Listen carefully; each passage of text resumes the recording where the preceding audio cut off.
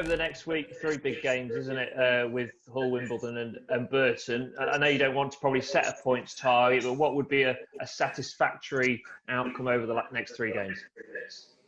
I mean, to be fair, we will go into them, wanting to win every single game. I think we've had that attitude, right from the start of the season.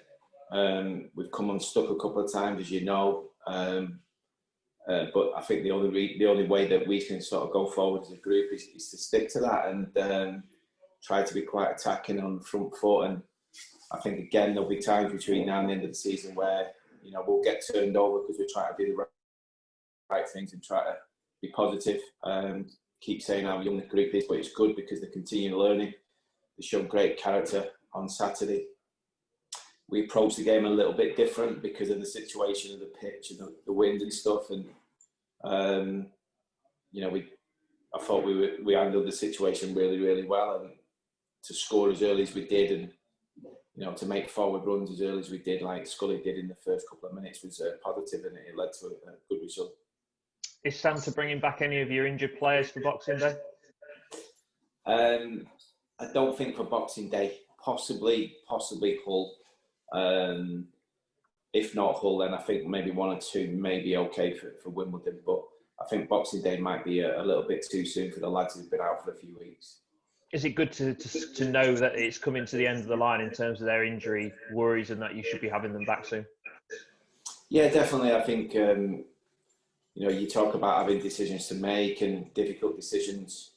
There's always difficult decisions, whether you're picking the team, you're leaving people on the bench, etc. But sometimes it's more of a difficult decision who you leave out of the actual match day squad rather than actually you picking the team. That seems to be a bigger disappointment, and I completely understand that. But I haven't been fortunate enough to be able to do that over the last 3 or 4 games where we've not been able to obviously name a full bench. So yeah, hopefully that'll be the case. Once we get these couple of games out of the way at the turn of the new year. And then obviously the excitement of the window opening happens, and then I'm sure me, you guys all will talk about his in.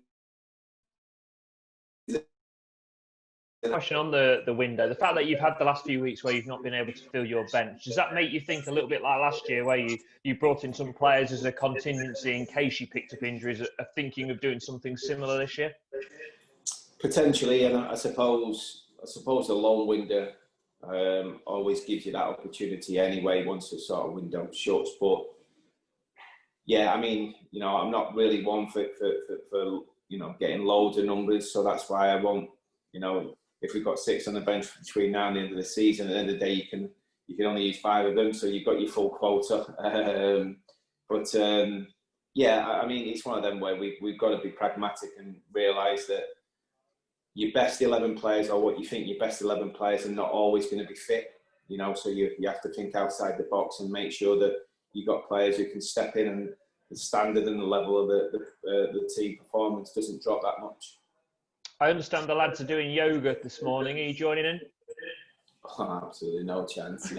I mean, I'm stiff. I am stiff, I must admit, but I'm definitely not the stiffest man in the club. The stiffest man in the club is Steve Krause, 100%. I've never met a man in my life who's stiff. Is it, I guess as a player, you didn't do yoga when you had your playing career. Is it about, as a manager, opening your mind up when you become a manager to trying different things for the players? Oh, 100%, yeah. And, I've, different teams that I've had, they've been doing all sorts of stuff. So, it's not that, it's not because I don't want to do it or I won't be doing it. I think the game's moved on massively over the last, 10 or so, 15, 20 years. And, whether it be sports science, whether it be medical, whether it be, training techniques, whatever it is, I'm more than happy to sit down, listen, watch, observe. And I think if I think it can help the group in some way, then I'll use it. Will you be the one waiting on the pitch afterwards for them all to come out? Yeah, probably. And on Burton, as a team, they've had an up and down season so far with Jake Buxton in charge, but a couple of their players obviously very, very, very well. Just how difficult can it be again coming up against a side that are struggling? Yeah, it is, and it becomes a mentality, a mindset, and you know, that was the difficulty, I suppose, going into a game like Northampton on Saturday.